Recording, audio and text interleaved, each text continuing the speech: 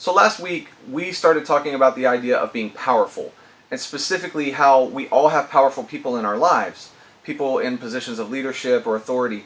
And sometimes those leaders are awesome, inspiring, helpful, and encouraging, all that good stuff, right? And even if you're not always happy with the things they ask you to do or the rules you have to follow, you trust them, you like them, and you respect them. But at the same time, we all know what it feels like to have a real life example of a power person in authority over us who seems like they probably shouldn't be a powerful person, right? So last week, we also talked about how Jesus is the best example of how to use power, and that he introduced an idea of an upside down kingdom with the way he handled power and authority. But that leaves us with a question. What about when powerful people don't lead like Jesus would? What do you do when you have a leader who's lazy, who's disrespectful, who's just wrong? Or maybe it's just someone who doesn't deserve any of the power they have. What about a teacher who seems to care less about students and only cares about test scores and grades? Does that sound familiar? What about the boss who makes decisions that you definitely don't agree with and treats you or the other employees unfairly, like you're expendable? What about an adult in your life who talks about being a Christian but also talks bad about everybody on the street? What do you do then? Are we required to be good followers of bad leaders?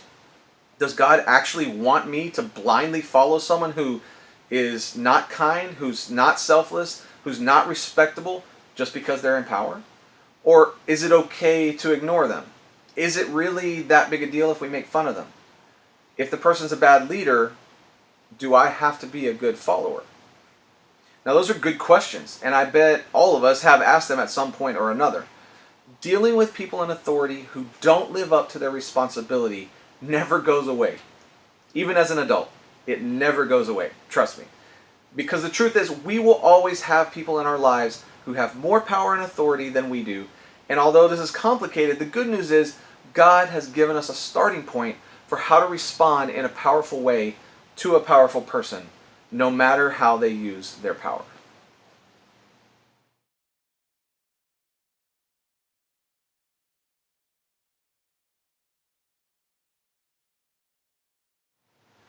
In ancient Israel, there was a powerful king, and his name was David. But long before David was king, David had a lot of experience with some really powerful people. As a kid, David's dad basically ignored him and overlooked him when deciding which one of his sons he would pick for a major opportunity.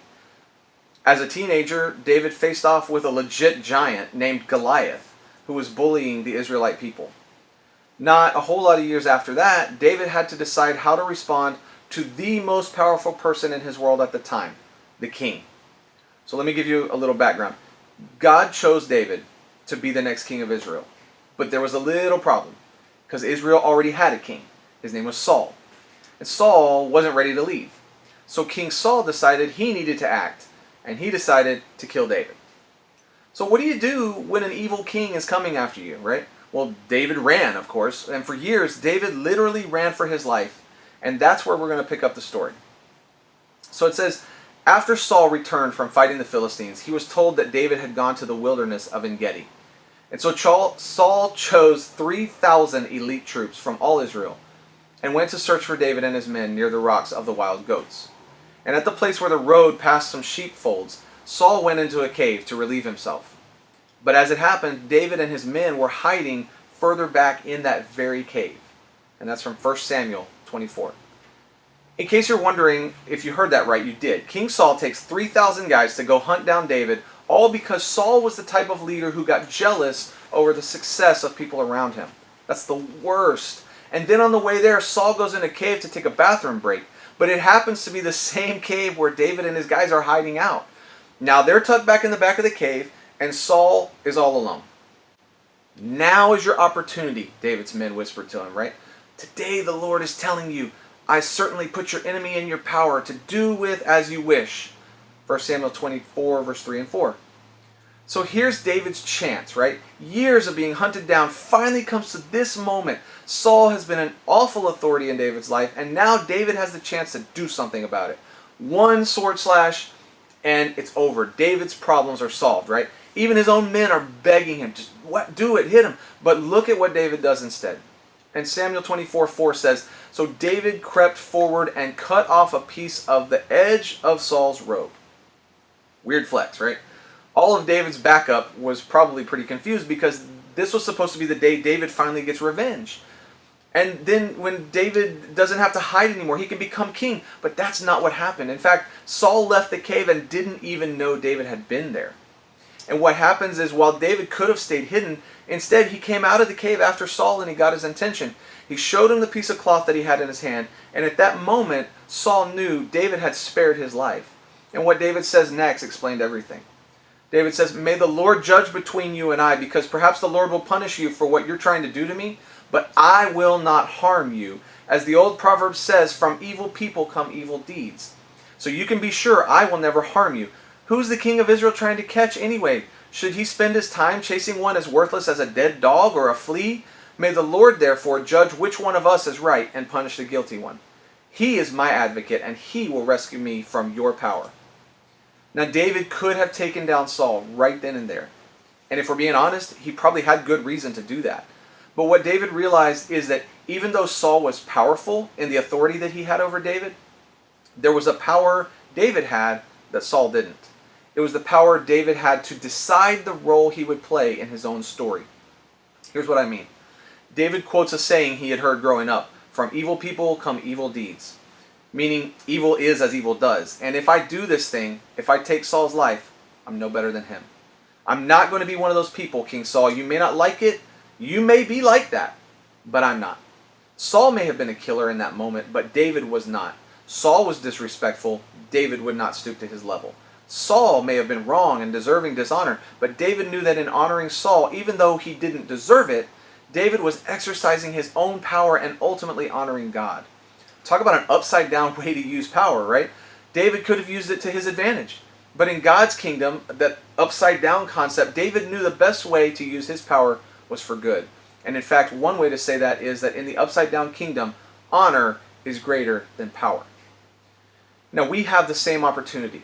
We can choose to be honorable no matter what's going on around us. Other people's actions, no matter who they are, don't determine our response. Now, does that mean we always obey? Does that mean we always comply or always give in? No. David ran for his life. If he had done nothing, he would have died. He did decide, however, that no amount of Saul's evil could force him to do evil as well. It wasn't worth it. He would not become the person he was running from.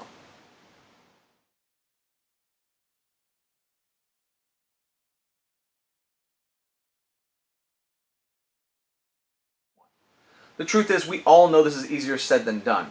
So, to wrap up our time today, I want to look at ways we can be honorable no matter who is powerful. Think about what you say and how you say it. Whether you're talking to a teacher, a parent, a coach, someone else in authority, you can choose to speak in a way that communicates respect. To put it simply, your words are your choice, and you choose to honor someone with your words, even if you don't agree with them. It's so important. Just as important is how you say the words you choose to use. Remember, they're humans.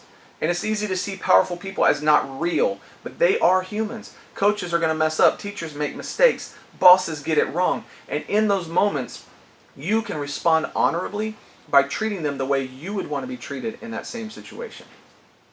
So the next thing is speak up. Like we mentioned before, sometimes the best way to be honorable is to speak up when it's not safe, or when you're being hurt, or when you're being asked for something that's not right or healthy. Knowing when to speak up and finding the right words can be tricky. And that's why we want each of you to have a small group leader and other adults in your life who care about you. And they want what's best for you. And they can guide you through some of those tough situations. If you've ever found yourself in a situation where you need to speak up to a powerful person, or you at least think you do, I want you to make a plan for what that conversation looks like. Talk with your family or your small group leader about that plan. Those are big decisions, and you should not have to figure them out alone. The thing to remember in all of this is that God is inviting us to participate in an upside-down kingdom, in a totally different way of seeing power, because in that kingdom, honor is greater than power. And that means you can be honorable no matter who is powerful. And it can be difficult, I get it, but it is what Jesus modeled, and he invites us to be a part of it. And I promise it's the best way to see and treat power when it comes to making decisions now, that will help you grow into the best possible version of yourself. You can start living the upside down way today.